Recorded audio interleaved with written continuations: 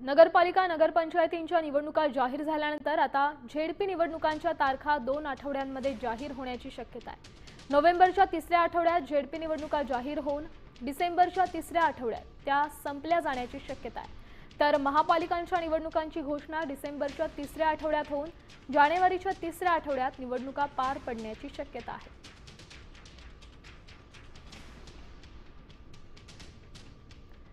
जिल्हा परिषदा निवडणुका प्रलंबित कोणत्या आहेत तर रायगड, रत्नागिरी, सिंधुदुर्ग, नाशिक, जळगाव, पुणे, सातारा, सांगली, कोल्हापूर, सोलापूर, जालना, त्यासोबत परभणी, हिंगोली, बीड, नांदेड, धाराशिव, लातूर, अमरावती, यवतमाळ, चंद्रपूर आणि वर्धा या निवडणुका प्रलंबित आहेत।